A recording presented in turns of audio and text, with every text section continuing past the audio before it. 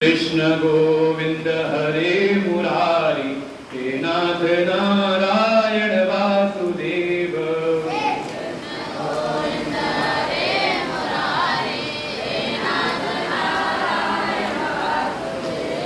श्री कृष्ण गोविंद हरे मुरारी, हे नाथ नारायण वासुदेव।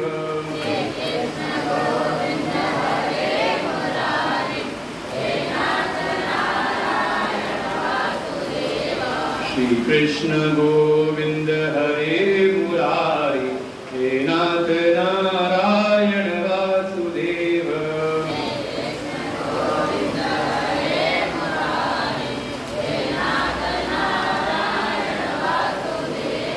श्री कृष्ण गोविंद हरे मुरारी, हे नाथ नारायण वासुदेव।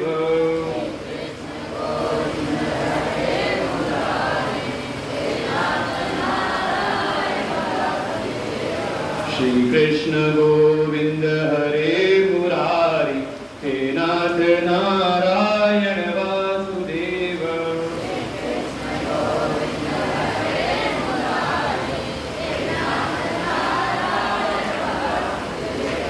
हरे राम राम राम हरे हरे, हरे कृष्ण कृष्ण कृष्ण हरे हरे।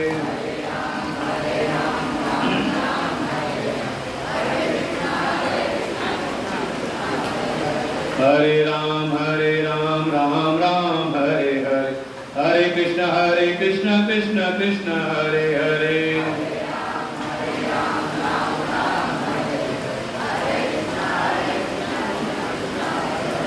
हरे राम राम राम हरे हरे, हरे कृष्ण कृष्ण कृष्ण हरे हरे।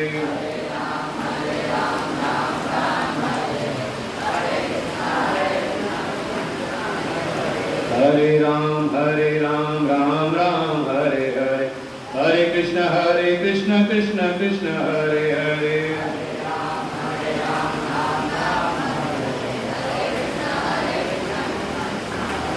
बोले सच्चिदानंद भगवान की, श्री भागवत भगवान की, सुखदेव भगवान की, व्यास भगवान की, श्री सद्गुरुदेव भगवान की जय। कथा सुनाई जो इस श्रीमद् भागवत की कथा का की जो मूल कथा है, जो संवाद हुआ है महामुनि सुखदेव जी और राजा परीक्षित के मध्य में। तो कथा प्रारंभ की कुरुक्षेत्र के मैदान से, जहां पर 18 दिन का विध्वंसकारी युद्ध समाप्त हुआ, जिसमें 18 दिन में ही 18 अक्षौणी सेना आपस में लड़ करके मर गई। केवल बचे हैं पांडवों के पक्ष 5 पांडव, इनकी तरफ से हैं सात्विकी, वो बचे हुए हैं, और उधर बचे हैं कृपाचार, अश्वत्थामा, वो भी दोनों चिरंजीवी हैं। साथ ही कृतवर्मा बचे हुए हैं, जो अजय नारायणी सेना आई थी द्वारिका के, उसके सेनापति। और सरोवर के किनारे अचेत अवस्था में जंघा टूटी हुई है ऐसा अधमरा सा दुर्योधन। आए पास में अश्वत्थामा। दुर्योधन देखता है कि हमारी तरफ से कोई नहीं बचा, मित्र तुम ही बचे हुए हो, आज से तुम ही मेरे प्रतिनिधि हो। और अश्वत्थामा वहीं से पढ़ करके निकल चलता है कि देखो मेरा जो मित्र है, इनके पक्ष के सब मर गए, और उधर 5 इनके 100 के 100 भाई थे, एक एक करके सब मारे गए। और शत्रु पक्ष के 5 भाई थे, और 5 में एक भी हताहत नहीं हुआ, 5 के 5 जीवित हैं। इसने संकल्प लिया कि मैं स्वयं निकल चलता हूँ, कुछ करके प्रतिशोध लेता हूँ। मन में आया सामने दिन में तो हम लड़ करके इन पर विजय प्राप्त कर नहीं सकते, क्यों ना सोते समय जा करके इन पर प्रहार किया जाए। सारा षड्यंत्र तैयार किया, लेकिन पांडवों पर कृपा है भगवान श्री कृष्ण की। भाई जिन पर भगवान की कृपा हो जाए, सारा जगत उनका वैरी हो जाए, तब भी उनका बाल बांका नहीं होता। जिन पर भगवान की कृपा हो जाए, जिन पर किसी सद्गुरु की कृपा हो जाए, वास्तव में बिल्कुल हर परिस्थिति में का वो निर्भय होकर के जीवन जीता है। भगवान ने रात्रि के पूर्व ही पांडवों को कहा, देखो तुम्हारी विजय हुई है, और विजय हुई है तो जब कुछ मिल जाता है संसार में किसी प्राणी को, तो थोड़ा अहंकारी बन जाता है, अपनी योग्यता को देखने लगता है। भगवान कहते ठीक है, योग्य बनना चाहिए, अगर कुछ पाना है तो योग्य बनो, लेकिन फल मिल जाए तो उसमें अपनी योग्यता नहीं, बल्कि उसमें योग्यता देखो किसी श्रेष्ठ की, कि हमारे माता पिता के आशीर्वाद से हुआ है, हमारे गुरु की कृपा से हुआ है, हमारे सब पर संतों की कृपा है, हम पर भगवान की कृपा है, इसलिए आज हमको ये प्राप्त हुआ है।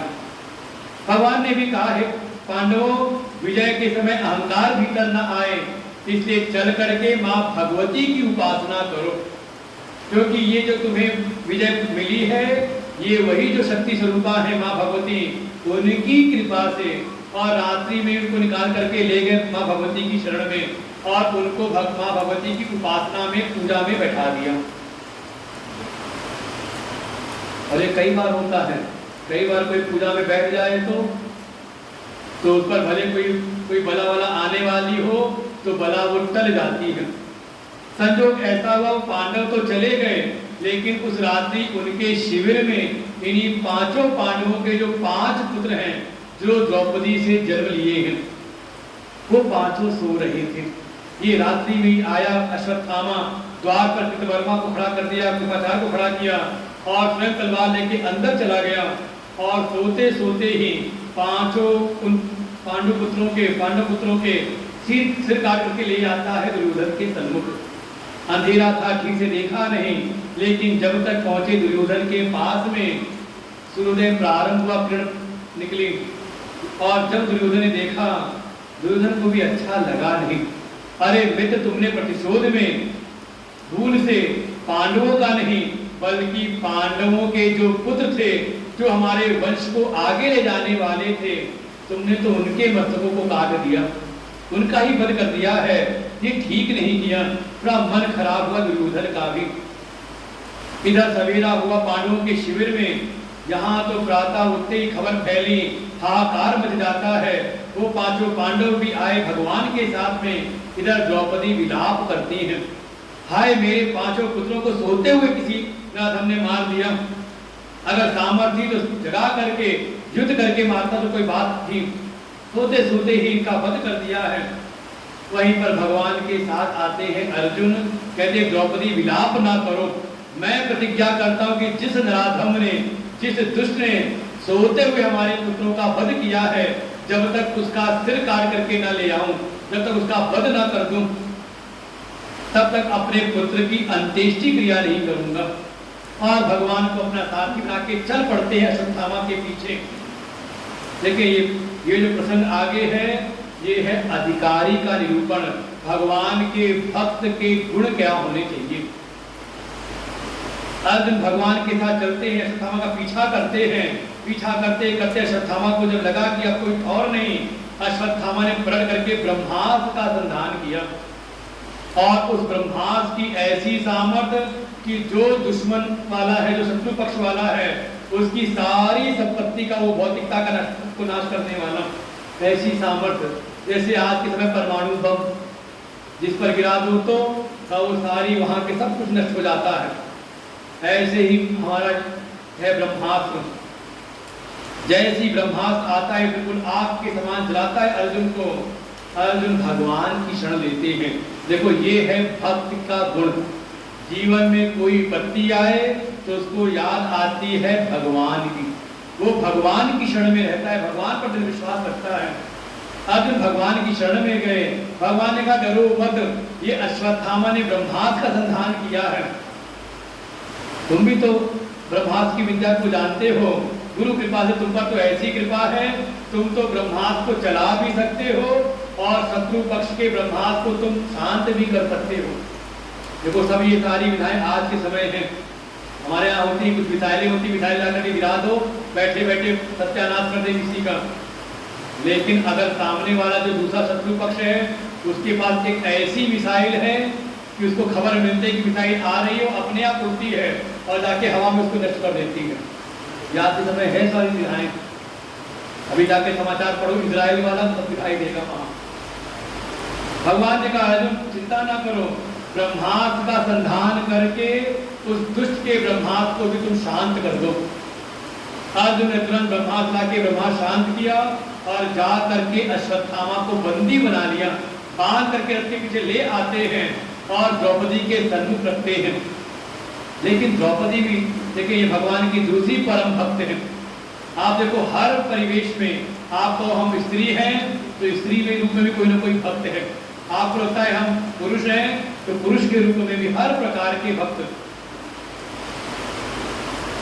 द्रौपदी जैसी देखा अरे ये तो हमारे गुरुदेव द्रोणाचार्य के पुत्र हैं और पुत्र के रूप में तो पिता ही विद्यमान होते हैं। द्रौपदी ने देखा सीधे मना किया, अरे हमारे जो गुरुपुत्र इनको छोड़ दो, इनकी ऐसी दुर्दशा ना करो, इनका वध करना उचित नहीं है।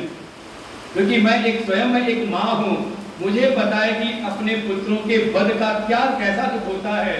मैं नहीं चाहती कि जो हमारी गुरु माँ है उनको भी ऐसा ही दुख मिले। देखो ये है भक्त के लक्षण, अपना दुख नहीं बल्कि दूसरे के दुख से जिसका मन दुखी हो जाए। द्रौपदी कहती जैसा दुख मुझको मिल रहा है, मैं नहीं चाहती कि हमारी जो गुरु माँ है, द्रोणाचार्य की पत्नी अश्वत्थामा की जो माँ है, उनको ये दुख ना मिले, इसलिए इनका वध मत करिए। भगवान तो प्रसन्न हो जाते हैं, इसलिए भगवान पांडव ही द्रौपदी पर कृपा करते, भगवान की परम भक्त हैं, स्त्री भक्त हैं। लेकिन अर्जुन के सामने आया धर्म संकट, क्या करें?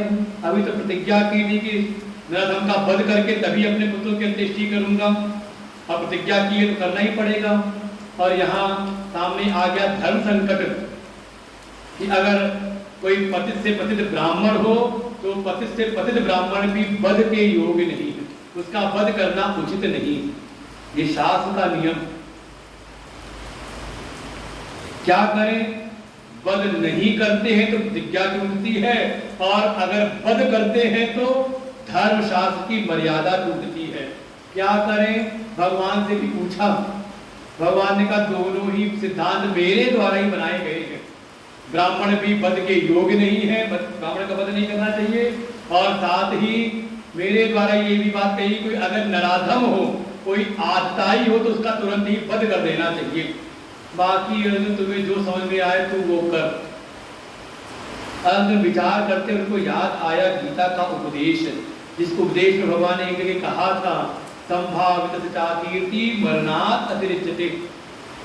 अगर किसी सम्मानित व्यक्ति का अगर अपमान कर दिया जाए तो वो अपमान भी सम्मानित व्यक्ति की मृत्यु के समान होता है। ये समझ में आया? अच्छा मान लो जिनसे आपको सम्मान मिलना चाहिए, किससे? का आपके बालक से, आपके बच्चे से, और कभी आपका ही बालक बड़ा होके भरे समाज में आपका अपमान करे, आपको कष्ट दे तो मन में क्या आता है? भगवान ये दिन न दिखाता तो अच्छा आता है कि नहीं, इससे तो हम मर ही जाते है ना। अपन आगे बात बिल्कुल शास्त्रों की बात अकाटते हैं। किसी सम्मानित व्यक्ति का अगर अपमान कर दिया जाए तो वो भी उसकी मृत्यु के समान ही होता है।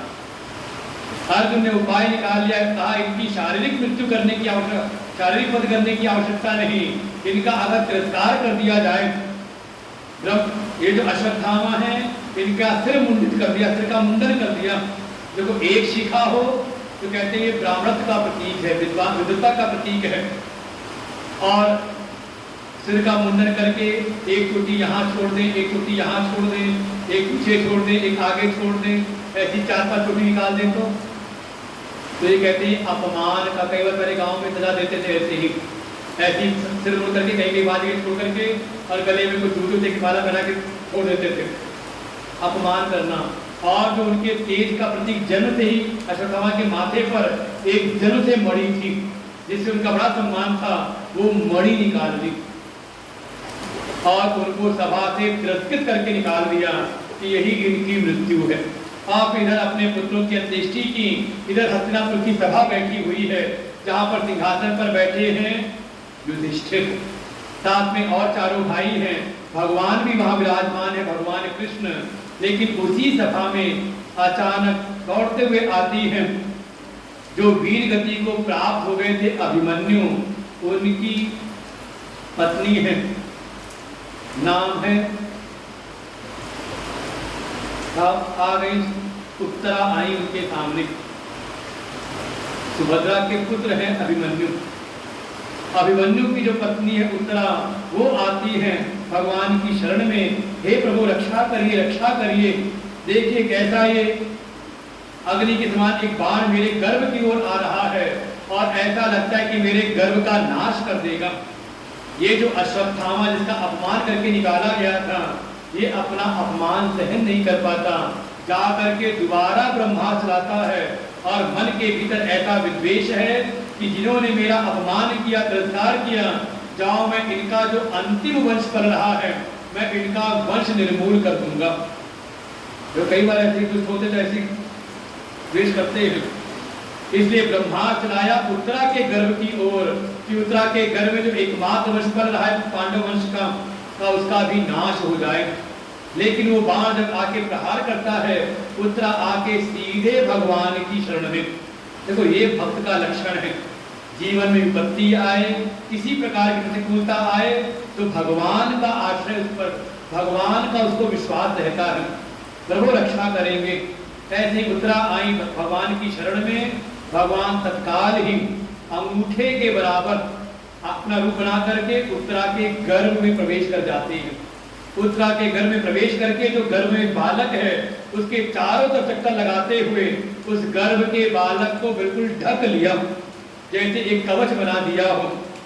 और फिर वो शस्त्र आया था ना ब्रह्मास्त्र, भगवान गदा से उसका नाश करते, शांत करते हैं।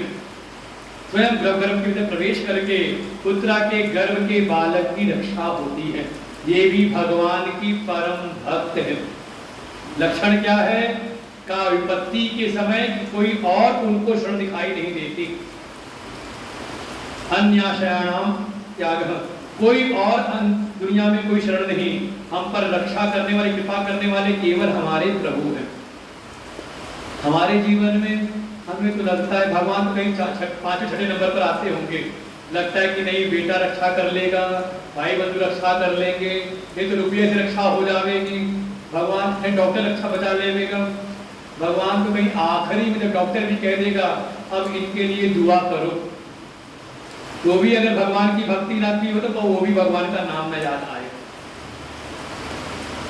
ये जो उत्तरा है इनको भगवान का स्मरण आता है, भगवान पर दृढ़ विश्वास है, इसलिए भगवान इनको भी अपना परम भागवत, परम भक्त मानते हैं और स्वयं उनके गर्भ में प्रवेश करके बालक की रक्षा करते हैं। देखो कैसे भगवान अपने भक्तों की रक्षा, ये पहला जो स्कंद है इसमें अधिकारी का निरूपण है, अधिकारी कैसा हो उसकी बात कह रहे हैं, भक्त कैसा हो उसकी बात कह रहे हैं। कैसे भक्त हो, देखो एक एक भक्त के जीवन बता रहे हैं। वर्णन किया अर्जुन के समय संकट आया, अर्जुन की रक्षा की, क्यों? क्योंकि अर्जुन एकमात्र शरण में रहते हैं भगवान के। रक्षा की किसकी? का द्रौपदी की रक्षा करते हैं, क्यों? क्योंकि उनके जीवन में धर्म की स्थापना है, दूसरे के दुख को अपना दुख समझती हैं, ऐसा हृदय का भाव है। उत्तरा भगवान की भक्त है, भगवान उनकी रक्षा करते हैं क्योंकि वो भी भगवान की शरण में रहती हैं। और तो और भगवान के मन में हुआ अब तो सब ठीक ठाक हो गया है, चलता हूँ अपनी द्वारिका की ओर। सब आए विदा करने के लिए, तो वहीं पर आ गई कुंती बुआ, भगवान की बुआ लगती है, वसुदेव जी की बहन है। आ गई कुंती बुआ और भगवान को देख करके रोने लगती है, जैसे कोई विदा हो रहा हो तो उसकी रुलाई तो आती ही है। भगवान ने कहा अरे बुआ क्यों रो रही हो, अब क्या हो गया, अब तो सब ठीक ठाक हो गया है। लेकिन कुंती माँ ने कहा प्रभु आप कहते हो सब ठीक हो गया है, लेकिन हमें तो लगता है आप जा रहे हो, तो फिर जब आप ही चले जाओगे तो क्या ठीक रहेगा। भगवान ने कहा अच्छा कोई बात नहीं, कोई वरदान चाहती हो मुझसे कुछ मांग लो, आज तुम जो मांगोगी उसको मैं दूंगा। द्रौपदी ने, ये कुंती माँ ने कहा प्रभु देना है तो फिर एक काम कर दो, ऐसा वरदान दो विपदा संतु न शश्वत तत्र तत्र जगद्गुरो। हे प्रभु, हे जगदीश्वर, ऐसी कृपा करो कि मुझको कदम कदम पर विपत्तियां मिलती रही। अरे जितने लोग थे सुन करके सब दंग रह गए, कहते पूरा जीवन तो इनको विपत्तियां ही मिली। कैसे? विवाह होकर के आई थी, गई चली गई थी पांडु के साथ जंगल की ओर। पांडु चले गए थे वनवास में, वहां पर जंगल में पांडु का पति का देहांत हुआ, 5 पुत्र हुए वहीं पर देवताओं की कृपा से। तो फिर उसको जब लेके गई तो उनको वहां पर सम्मान नहीं मिलता। कितना संघर्ष, कभी बेटे को जहर पिला करके भीम को डाल दिया सरोवर में, कभी लाक्षागृह में जलाने का प्रयास किया, और कभी चीरहरण की घटना हुई, पूरे जुए की घटना हुई, पूरे जीवन संकट ही आया। और अभी तो इतना बड़ा युद्ध, इतनी बड़ी विपत्ति पार करके आई और फिर कह रही विपत्ति दे दो। भगवान ने भी कहा, अरे बुआ क्या मांग रही हो, दुनिया मांगती संपत्ति और तुम मांग रही विपत्ति। अच्छा आप क्या मांगोगे भगवान से? भगवान आ जाए तो विपत्ति कोई मांगने वाला बिरला ही है। कुंती जो बात कहती है भगवान भी चुप हो जाते हैं, कहते हे प्रभु, इस दुनिया के लोग जिसको संपत्ति कहते हैं वास्तव में वो विपत्ति है, क्योंकि संसार की जो भी संपत्ति है सब भीतर अहंकार को उत्पन्न करती है। बड़ा घर मिल जाए, बढ़िया पद प्रतिष्ठा मिल जाए तो भीतर वो मद को उत्पन्न करती है, अहंकार को उत्पन्न करती है, और अहंकार तो जीव का पतन कराता है। लेकिन विपत्तियां वास्तव में संपत्ति है, क्योंकि विपत्ति में ही भगवान का स्मरण होता है। कहावत है ना दोहा, दुख में सुमिरन सब करे, सुख में करे न कोई, जो सुख में सुमिरन करे तो दुख काहे को होए। तो कभी भगवान की याद कब आती है? कब गिरने लगेगा तो हे राम, हे प्रभु रक्षा करो, है कि नहीं? कुछ समस्या आ जाएगी तो आ जाएंगे, हे पंचमुखी महादेव कृपा करो कृपा करो। और कृपा हो गई तो बरसात का समय है, छठ पक रही, छठ ठीक ठाक हो जाए, पंचमुखी महादेव ने कृपा की, बढ़िया घर बनवा दिया, छत हो गई, उसके बाद फिर दर्शन ही दुर्लभ हो गए। ये हमारा अनुभव है बिजौली गांव में। कई ऐसे थे, कई लोगों ने ऐसे कहा कि गुरु जी ऐसा हो जाए कि छत हो जाए तो कभी शांति से रह सके। हमने कहा हो जाएगी, और जहाँ छत पड़ी तो यहीं के नहीं, शहर के भी कहीं ऐसे जिनको घर में कहीं ना कहीं अभाव था, कृपा मिली पंचमुखी महादेव की, हो गया ठीक ठाक। तो उसके बाद फिर कहते हैं काम हो जाने के बाद फिर हम पहचानते नहीं। संसार में संपत्ति मिल जाए तो हम अहंकार अभिमान पड़ के भगवान से दूर हो जाते हैं, लेकिन वही जीवन विपत्ति हो तो भगवान का स्मरण होता है, और भगवान का स्मरण तो हमारे मन को भी सुधार देता है। मरते मरते भगवान का याद आ जाए तो उसको फिर संसार में नहीं आना पड़ता, का वो भगवान की प्राप्ति कर लेता है। कुंती माँ ने वरदान मांगा है और कहा एक बात बड़ी अच्छी बात कि हे प्रभु, जब जब जीवन में विपत्ति आई तब तक हमने आपका स्मरण किया, और जब आपका स्मरण हुआ तो आपके हमें दर्शन मिले। और प्रभु संसार में आपका दर्शन मिल जाए तो भवतो दर्शनम यस्या अपुनर्भव दर्शनम, जिसको भगवान का दर्शन हो जाए तो उसको फिर कभी इस भवसागर का दर्शन नहीं करना पड़ता, उसको बार बार जन्मना बार बार मरना नहीं पड़ता, का उसकी तो मुक्ति ही हो जाती है। इसलिए प्रभु मुझको विपत्तियां ही देना। भगवान उस दिन गए नहीं, फिर सबको साथ लेकर के बैठे, तभी आ गए सामने युधिष्ठिर, वो रोने लगे, हाय मैं बड़ा पापी हूँ, मैं बड़ा लोभी हूँ, राज के लोभ में मैंने अपने कुल परिवार का नाश करवा दिया।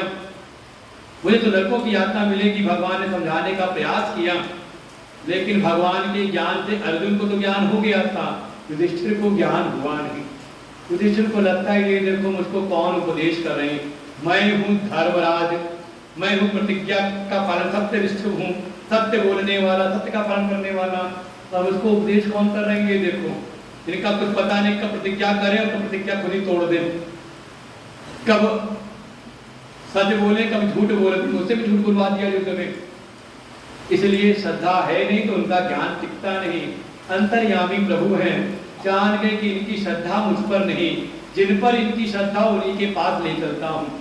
लेके आ जाते हैं कुरुक्षेत्र के मैदान में, जहाँ बाणों की शैया पर लेटे हुए हैं भीष्म पितामह। उनके पास लेकर के आए। भीष्म पितामह ने उपदेश दिया और युधिष्ठिर के मन का जो शोक था उस ज्ञान के द्वारा दूर हुआ।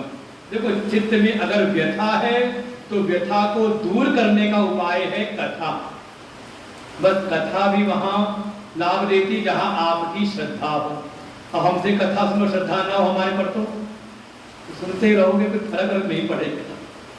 इसलिए कहा विश्वास वाक्य प्रारंभ में भागवती में कि जब कथा सुनो तो दृढ़ विश्वास दृढ़ श्रद्धा के साथ में तो कथा का फल मिलता है। साथ ही भीष्म ने प्रार्थना की, भीष्म ने भी, कि हे प्रभु अब मैं शरीर छोड़ के जाना चाहता हूं, बस आपको देखते देखते जाऊं। तो भगवान जो बगल में खड़े थे खड़े हो गए पैरों के पास और उनको देखते देखते ही भीष्म पितामह ने अपना शरीर त्याग किया। उनकी भी सदगति हो जाती है। इधर भगवान आ गए द्वारिका में, इधर परीक्षित का जन्म होता है। नाम रखा इनके जन्म के समय विष्णु रात, जिनकी रक्षा करने वाले, जिनके रक्षक विष्णु हो, इसलिए नाम रखा विष्णु रात। लेकिन बालक का एक स्वभाव है, जिसकी गोद में जाता है उसको टुकुर टुकुर ताक करके देखता है, मिलान करता है कि ये वही तो नहीं जो मेरे को गर्भ में दिखाई दिए थे। वे गर्भ में दर्शन किए ना भगवान के, तो मिलान करता है ये वही तो नहीं रक्षा करने वाले हैं। लेकिन वैसे नहीं दिखता तो बच्चा रोने लगता है, तो सबको ऐसे परीक्षक के रूप में देखता है। तो उनका उपनाम पड़ा, बोलने वाला, पहचान वाला नाम पड़ गया परीक्षित। धीरे धीरे इनका पालन पोषण होता है। एक समय महात्मा विदुर आते हैं हस्तिनापुर में और धृतराष्ट्र को देखा। कौन धृतराष्ट्र? जो पूरे जीवन पांडवों के लिए षड्यंत्र करते रहे, उनको मारने का, उनका तिरस्कार करने का प्रयास करते रहे। देखते कि देखो उन्हीं के टुकड़ों पर रहे। बड़ा समझाया, धृतराष्ट्र कहते हैं, धृतराष्ट्र समझाने का प्रयास किया, लेकिन धृतराष्ट्र समझते नहीं। तभी भीम लेकर के आए भोजन, और भोजन ऐसे सामने रखा। भाई एक होता है प्रेम से भोजन रखा जाए, और कई बार भोजन रखने समझ में आ जाता है कि भोजन कराने वाले का भाव कैसा है। मान लो भोजन लेके आए, कोई प्रेम से लो भैया भोजन कर लो, खा लो, और मान लो सामने कोई थाली रखे, लोग ठूस लो, क्या मतलब हुआ? इसका खिलाने वाले का मन है नहीं, ले खा ले, है कि नहीं? ऐसी कुछ तिरस्कार की भावना से भोजन रखा। महात्मा विदुर ने देखा इतना तिरस्कार सह करके भी यहाँ घर में पड़े हुए हैं। ये कथा उनके लिए है जो कहते घर में तिरस्कार सह करके पड़े रहे। कहते इतना तिरस्कार के बाद भी, तो धृतराष्ट्र कहते अरे विदुर, ये था भीम है ना, ये थोड़ा कुछ बोल देता है, कटुवचन बोल देता है, लेकिन जो युधिष्ठिर है ना, वो मेरा बड़ा सम्मान करते हैं। बिना प्रातः मुझको प्रणाम किए राजसभा में नहीं जाते, मेरी बड़ी सेवा करते हैं।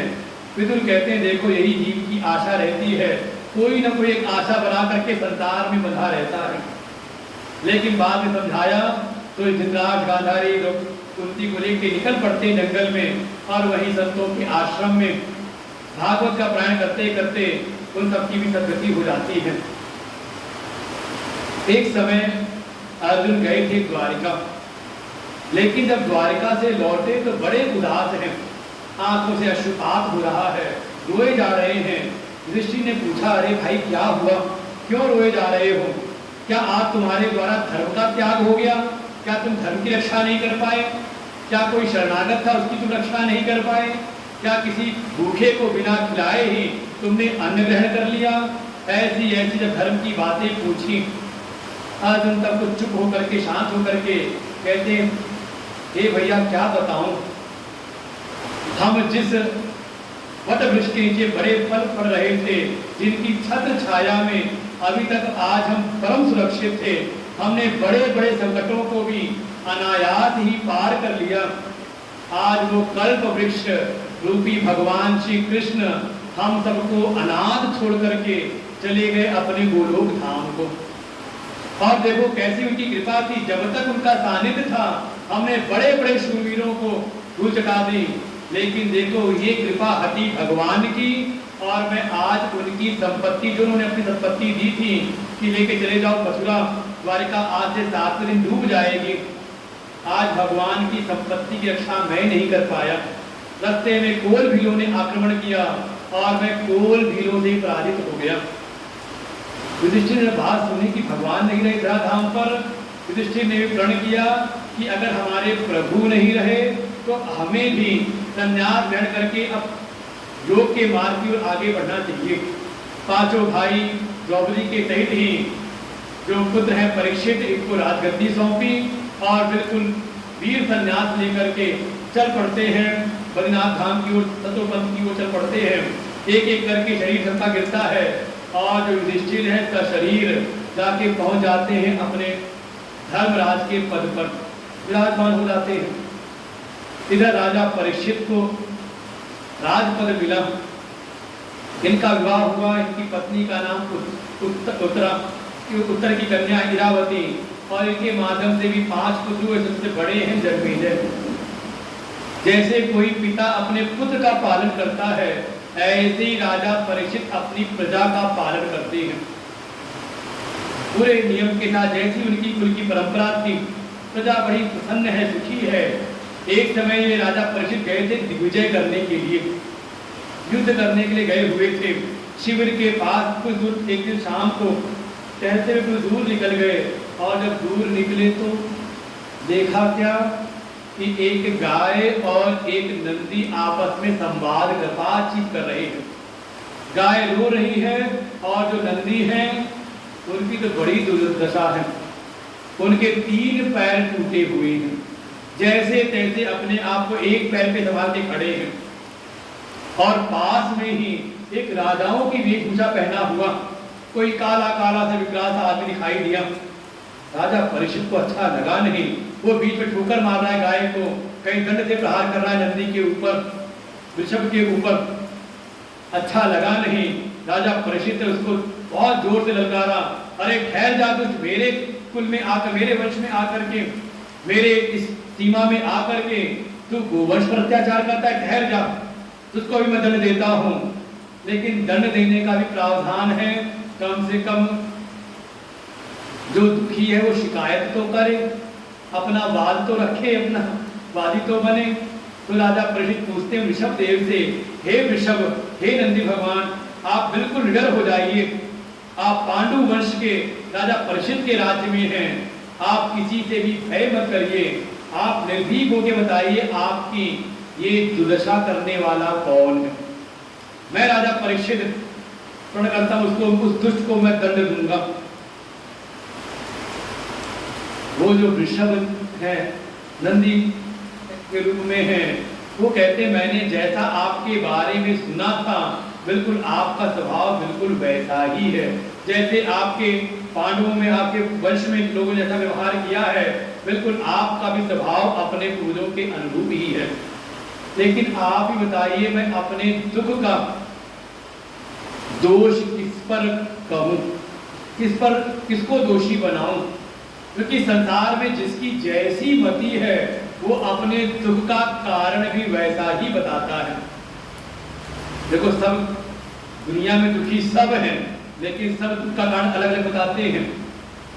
जिसकी एकदम स्थूल दृष्टि है वो तो सीधे कहता है देखो इसके कारण उसको दुख मिल रहा है कि नहीं? कोई ऐसा कहेगा देखो पड़ोसी के कारण दुख मिल रहा है, रोज आके हमारी पेड़ को काट के चला जाता है, किसके कारण? कहा पड़ोसी, कोई व्यक्ति जगत में। तो यहाँ पर एक एक करके यहाँ पे 6-7 कारण बताए हैं। कोई तो बिल्कुल स्थूल दृष्टि वाला संसार में दूसरे को कहता है इसके कारण मैं दुखी हुआ, कोई परिस्थिति को कहता है इस परिस्थिति के कारण मैं दुखी हुआ। और देखो संसार का स्वभाव कैसा है, एक ही परिस्थिति से कोई दुखी होता है और उसी परिस्थिति से कोई सुखी भी हो जाता है, नहीं होता? अब संतों ने कथा सुनाई कि एक कोई व्यक्ति था, उसकी 2 कन्याएं थी। कन्याएं बड़ी हुई तो उसने दोनों का विवाह कर दिया। एक कन्या का विवाह किया एक किसान से, किसान का विवाह कर दिया, और एक कन्या का विवाह कर दिया किसी कुम्हार के यहाँ पर, प्रजापतियों के यहाँ विवाह कर दिया, जिनका वो काम कुम्हार का काम था, विवाह कर दिया। एक बार मन में हुआ चलो जाके अपनी बिटिया को देखा हूँ, दोनों बिटियाओं को, थोड़ा दूर में पास में अगल बगल गाँव था। पहुँचे एक के घर पर, बिटिया से कहा बिटिया सब ठीक ठाक तो है ना? तो जो किसान वाले घर में ब्याही हुई थी, उसने कहा पिताजी भगवान की कृपा हो जाए, बस कुछ दिन बारिश अच्छी हो जाए, बढ़िया बारिश ऐसी हो रही है, ऐसी बारिश हो जाए तो बढ़िया हमारा काम अच्छा हो जाएगा। आशीर्वाद दिया, ठीक है जैसा तू चाहे वैसा ही हो। लेकिन बगल वाले गांव में जब गए, जो कुम्हारों के यहाँ बड़े कुम्हार थे, सब घड़ा बना के रखते थे, जब उसके यहाँ गए, बिटिया सब ठीक ठाक तो है ना? बेटे ने कहा पिताजी सब ठीक तो है, बस भगवान ऐसी कृपा करें कुछ दिन बारिश ना होवे, बस एक आध महीना बारिश ना हो, ये सब ठीक ठाक पक जाए, सूख जाए सब हमारे सब सामान जो रखे हुए हैं, तो कुछ इस बार मुनाफा ज्यादा हो जाएगा। अब बताओ क्या आशीर्वाद दें दोनों को? अगर तो इस संसार का स्वभाव ऐसा है, एक ही परिस्थिति से कोई दुखी होता है और उसी परिस्थिति से कोई सुखी होता है। नहीं समझ में आया तो और सुना है। अभी हमारे गुरुजी ने दृष्टांत दिया था, अभी 16 तारीख को गया था सुनने, तो उन्होंने दृष्टांत दिया था। एक तो बीमार पड़ा हुआ बुखार, वो तो हाय हाय करता, पूरा घर दुखी हो गया, लेकिन जब अस्पताल पहुंचा तो दवाई वाले कहते हमारा सीजन चल रहा है, और दवाई वाले बैठे हुए हैं, ये सीजन है दवाई वालों का, संक्रमण ज्यादा होता है ऐसे में, बुखार हर घर में कोई ना कोई बुखार वायरस फैला हुआ है। तो एक ही परिस्थिति से कोई दुखी है और उस परिस्थिति से अस्पताल वाले वो सुखी है। अच्छा मान लो कोई मर गया तो पूरा घर दुखी है, लेकिन बाहर जो गाड़ी वाला है लेके जाने वाला है, आखिरी यात्रा वाले, अरे वो खुशी मनाते हैं, तो अच्छा समय चल रहा है, वो बार्गेनिंग करते हैं, इतने में चलूंगा इतने में नहीं जाऊंगा। अच्छा पहुंच गए घाट पर, वहां जो लकड़ी वाला है, अरे क्या वहां तो एक ही परिस्थिति है ना सब। देखो जिसकी जैसी स्थिति है, कोई तो ऐसा अपनी वासनाओं को, कोई कि हमारे मन की इच्छाएं हमें दुख देती हैं, कोई कहता हमारे अपने कर्म हैं, कोई कहता है कोई ग्रह प्रतिकूल है, ग्रह को दोष देता है, कोई ऐसा दोष देता है भगवान के कारण हम दुखी हैं। ऐसे ऐसे सब कहते हैं, मैं किसको दोष पढ़ूं? अरे राजा परीक्षित समझ गए ये कोई साधारण कोई नंदी नहीं है, आप तो साक्षात धर्म स्वरूप हैं। राजा परीक्षित उनके चारों पैरों को प्रणाम करते, चारों पैरों को ठीक ठाक किया, जान गए आप साक्षात धर्म हैं, धर्म के जैसे 4 पैर हैं, सत्य तप शौच और दया, ये 4 पैर हैं। एक युग गया, सतयुग गया, एक पैर टूट गया, तप वाला पैर, फिर त्रेता गया तो कहा दूसरा शौच वाला पैर, और जैसे ही ये द्वापर गया, कहा आपका ये जो था दया वाला, ये भी खंडित हो गया, केवल एक पैर पर आप टिके हुए हैं, उसका नाम है सत्य, क्योंकि सत्य का नाश संभव नहीं। ये दया दान भी टिका हुआ वो कुछ नहीं है। दया दान करने में लोगों को भाई अपने लिए खर्च करना हो तो दिल उदार हो जाता है, लेकिन भगवत कार्य के लिए करना हो तो हाँ फिर समझ में आता है कितनी दया दान भीतर है। बिल्कुल जल्दी नहीं होता, बिल्कुल कलयुग में कोई है तो समझ लो भगवान की कृपा से उसका डर लगता है। ठीक किया सब चारों को, और फिर जो कलयुग है उसको कलयुग वीर जो रूप लेके खड़ा हुआ है, वो जो राजा था वो कोई और नहीं, कलयुगी रूप लेकर के आया हुआ था, तलवार निकाली अभी थी तो उसको मैं दंड देता हूँ। अरे वो जो कलयुग रूप में आया हुआ उसने तो अपना मुकुट उतारा, तलवार रख दी राजा परीक्षित के पैरों में, उनके शरणागत हो गया। अरे राजन ये परीक्षित मेरी रक्षा करिए, मैं आपके शरणागत हूँ। राजा का धर्म है कि अगर कोई शरण ले तो उसकी रक्षा करे। मतलब इसी राज धर्म का पालन कर रहे हैं हमारे मोदी जी। वो पड़ोसी आई ना, पड़ोसी देश की प्रधानमंत्री, उसे शरण ली तो तभी रखा हुआ है दिल्ली में। कोई शरणागत है तो शरण लेने आया है तो उसको शरण देनी चाहिए, बस सावधानी पूर्वक। कई बार शरण देने चक्कर में हमारे देश का वो नुकसान हुआ है, आगे दुनिया भर के सब देशों से आ गए, आगे कहीं कहीं नुक्कड़ पे रह गए और धीरे धीरे अत्याचार करना शुरू कर देते हैं। उसने प्रार्थना की, राजा परीक्षित ने कहा फिर ठीक है, ऐसा कर तू कहीं पर इधर उधर मत घूम, 4 स्थान दिए रहने के लिए, द्यूतम पान सूनम, जहाँ पे 4 प्रकार से अधर्म का वास है, तो केवल जाके वहीं पर रहे। कहाँ कहाँ पे? कहा जहाँ पर जुआ खेला जाए, जहाँ मदिरा पी जाए, शराब पी जाए, जहाँ वैश्यावृत्ति होती हो, और जहाँ पे कसाई बाड़ा हो, जा करके वहीं पे तू निवास कर और कहीं मत जा।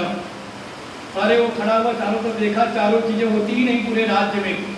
कैसा राज्य होगा राजा परीक्षित का? ना तो जुआ खेला जाता है, ना शराब पी जाती है, ना कहीं वैश्यावृत्ति होती है, और ना पशुओं की हिंसा। ऐसा सुंदर राज्य, इसलिए भगवान के परम भक्त हैं। और ऐसा तभी संभव है कि अगर राजा के जीवन में धर्म प्रतिष्ठित हो तो उसकी प्रजा में भी धर्म का विस्तार होता है। जयति राजा यथा राजा तथा प्रजा। जैसे पहले इतनी भीड़ हमारे तीर्थों में नहीं होती थी, इतनी हिंदुत्व की बात नहीं होती थी, लेकिन हमारा राजा हिंदुत्ववादी है तो देखो तीर्थों में इतनी भीड़ हो गई, जगह ही नहीं मिलती। कोई ऑक्सीजन नहीं, जब चले जाओ नीलकंठ को गया हो पहले, नीलकंठ सावन का महीना छोड़ के, सावन के महीना छोड़ के किसी और महीने में जाओ तो वहाँ 2-4 आदमी दिखते थे। लेकिन अब समय ऐसा है कि जब जाओ तो वहाँ भीड़ है, लाइन लगी रहती है। वैष्णो देवी जब जाओ तो भीड़ है, हर जगह पे तीर्थों में भीड़ बड़ी है। क्यों? क्योंकि राजा वैसा है। जब देखा चारों तरफ कुछ होता नहीं, पुनर्याचना की। जब पुनर्याचना की तब कहा ठीक है 5वां स्थान देता हूँ, जा करके स्वर्ण में, सोने में निवास करो। क्योंकि सोने में भी रजोगुण का तो है ना, कनक कनकते 100 गुना, 100 गुणे मात्रता अधिकाए, वह खाए बोराए जग वह पाए। भाई कनक माने धतूरा होता है और कनक माने होता है सोना। कनक भूराकार शरीर, हनुमान जी के लिए कहा गया सोने के जैसा शरीर। तो एक को कोई खा ले तो बोला जाता है, और किसी को सोना मिल जाए तो। अच्छा मान लो आप बड़े अच्छे भक्त हो, बड़े सत्संगी हो, यहाँ कथा चल रही है और पीछे से माइक से अनाउंस होने लग जाए, अरे आओ यहाँ पर सोने का लॉकेट मिल रहा है, बिल्कुल फ्री फ्री फ्री। कितने बैठोगे? अरे पीछे से अनाउंस कर दे, अरे देखो सोने की चेन किसकी गिरी हुई है, आ जाओ ले जाओ। बैठोगे यहाँ पर? कथा तो कल भी सुन लेंगे, पहले चल के देखे सोने की चेन कैसी है कि नहीं। सोना मिल जाए तो आदमी आके भजन करेगा। अरे फिर बाबा खोल के सोना ही देखा, कितना सोना हुआ है, कितनी नोट मिली। उसमें भी कहीं ना कहीं रजोगुण का वास है, इसलिए जाके उसमें वास करो। उसने देखा बढ़िया कहाँ जाऊं, संजोगे राजा परीक्षित जा रहे थे एक शिकार करने के लिए। एक दुष्ट का गए थे संग्रहालय में, वहां सारे जो मारे गए राजाओं के मुकुट थे, वही जयद्रथ का मुकुट था, एक दिन वही पहन करके चल पड़े शिकार करने। उसने देखा अच्छा सोने का मुकुट है, जाके कल उनके मुकुट में बैठ गया। गए जंगल में शिकार करते करते सारे अपने सैनिकों से बिछुड़ गए, भूख प्यास से पीड़ित होकर के एक आश्रम में उनका प्रवेश हुआ। अंदर आए, भूख प्यास से आवाज लगाते कोई हो तो पानी पिला दो, लेकिन कोई दिखता नहीं। अंदर देखा एक महात्मा जी ध्यान कर रहे थे, समाधि में बैठे हुए थे। आवाज लगाई, उठते नहीं वो। मन में आया देखो मैं राजा हूँ, ये कलयुग का प्रभाव था। कलयुग बैठ जाए तो मति भ्रम हो जाता है, मति भ्रम हो जाती है।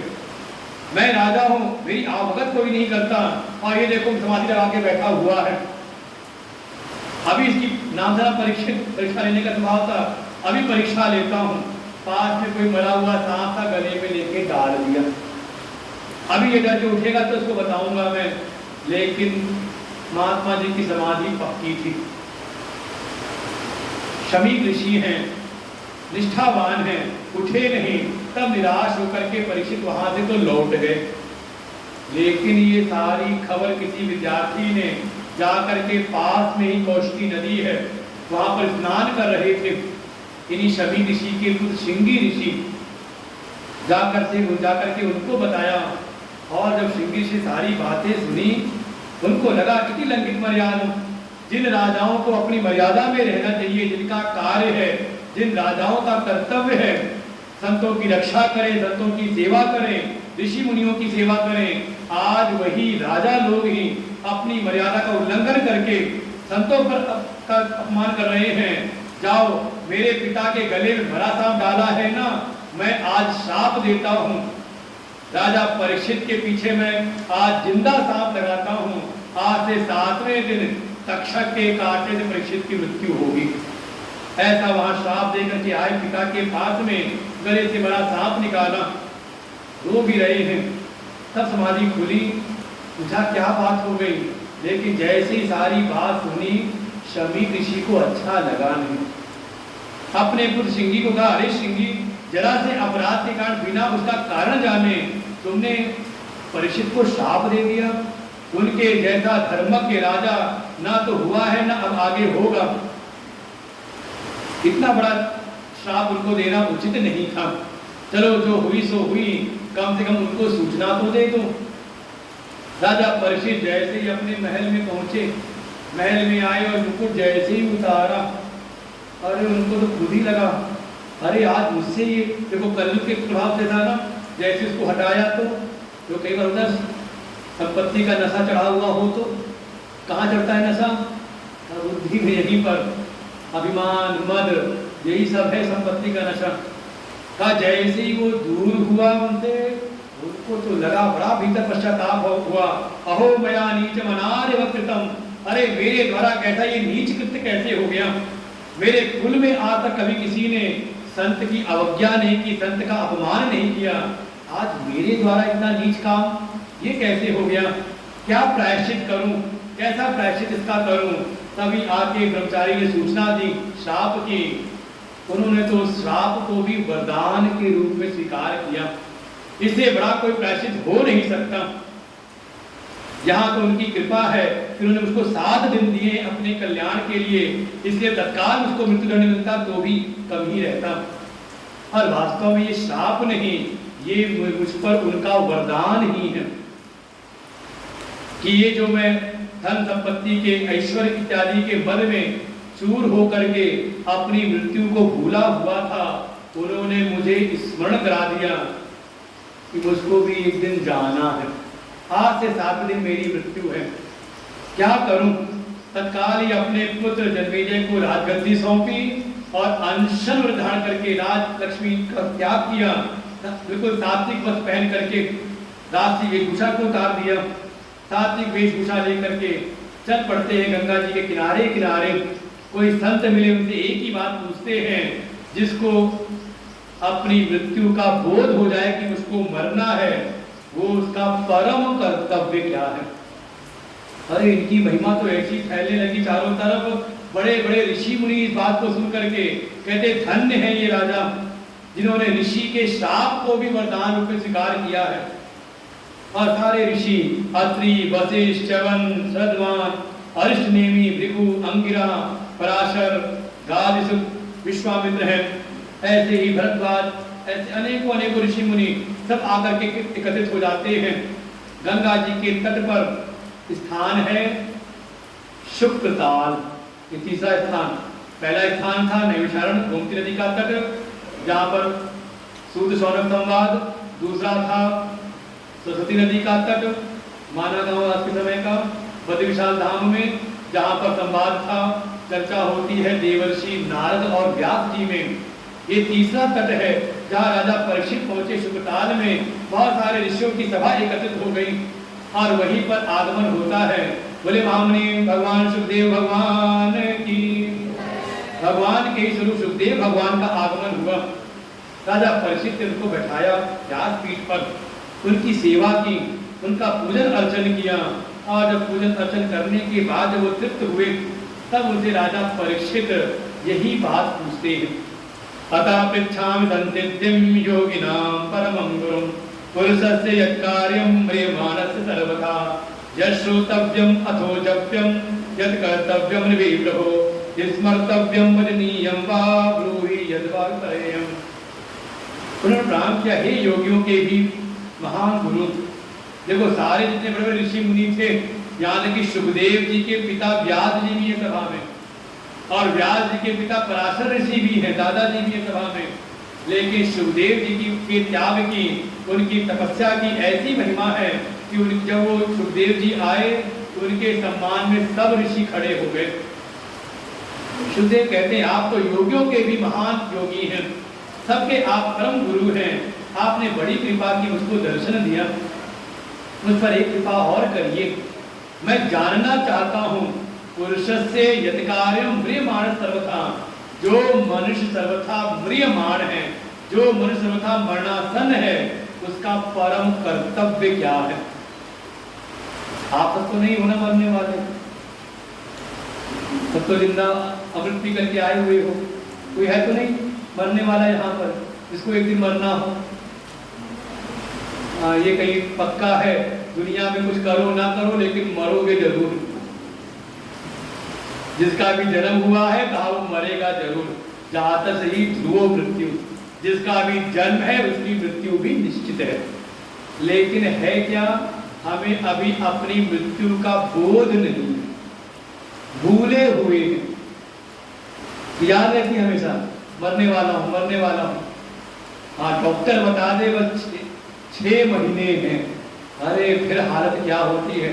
जिसको बता दे 6 महीने हैं, का वो 2 ही महीने में मर जाए चिंता के कारण।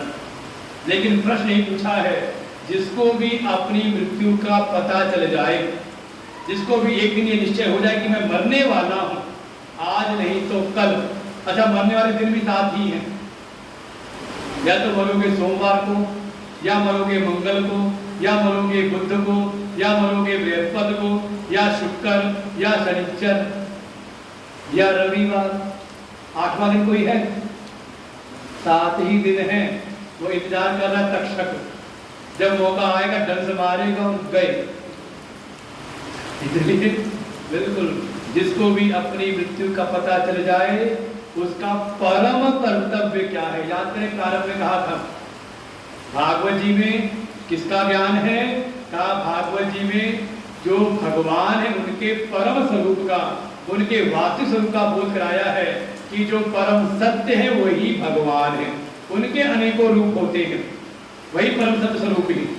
उनको जाने कैसे, कैसे उनको प्राप्त किया जाए, तो कहा था परम धर्म।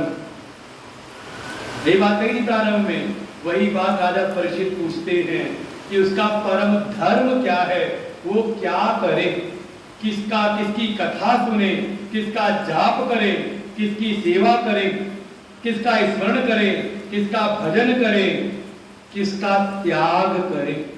ऐसे एक एक करके 6 बातें पूछी हैं। और महामुनि सुखदेव जी शरणागत परीक्षित को अपनी शरण में लेकर के उनको फिर भागवत का उपदेश सुनाते हैं। श्री शुकवाच वरीयानेश ते प्रश्न कृतो लोकहितो निप आत्मसम्मता पुंसाम श्रोतव्यादिषु यः पर। हे राजा परीक्षित, देखो तुमको मैं भागवत की कथा सुनाता हूँ।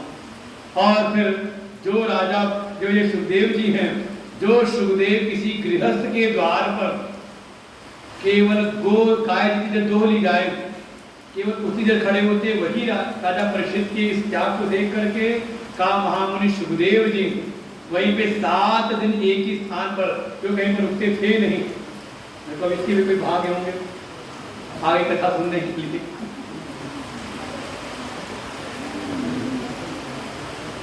किसी न किसी रूप में मन में चाह रही होगी, लेकिन भगवान की प्राप्ति की चाह भी रही होगी, लेकिन साथ ही मन में होगा बढ़िया मलाई मिल जाए तो।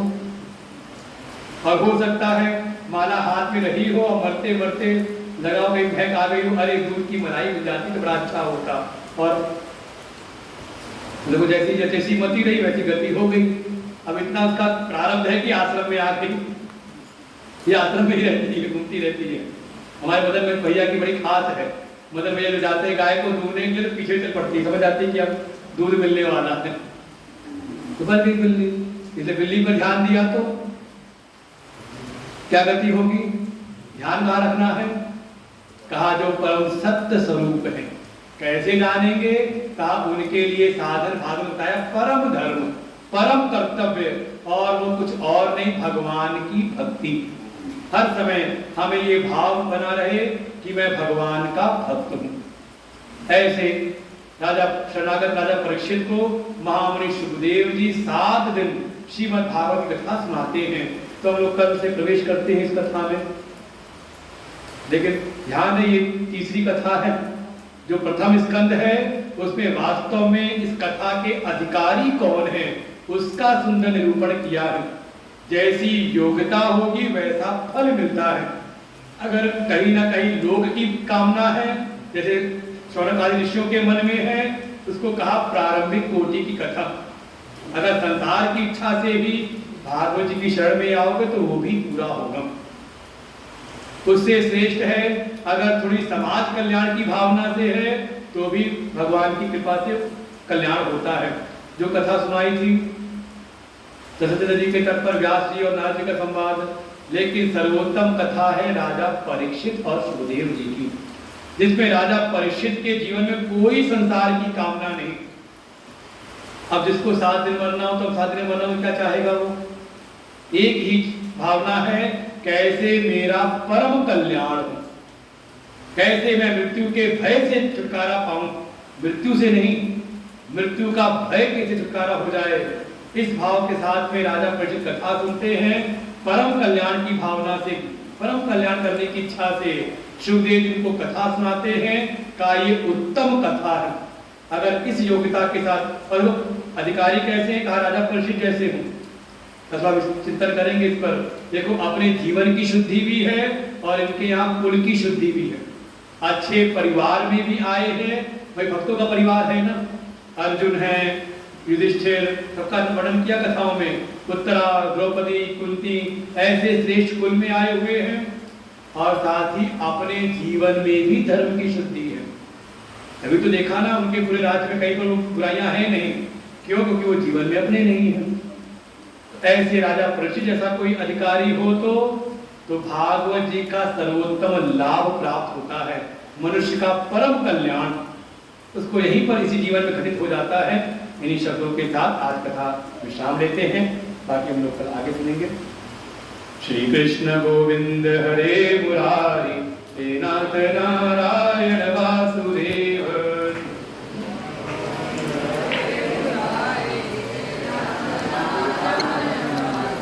जैसे बाहर तो हो रही जोरदार बारिश, जाओगे कैसे? कथा सुनाते रहे। चलो कोई बात नहीं। ओम पूर्णमदं पूर्णमिदं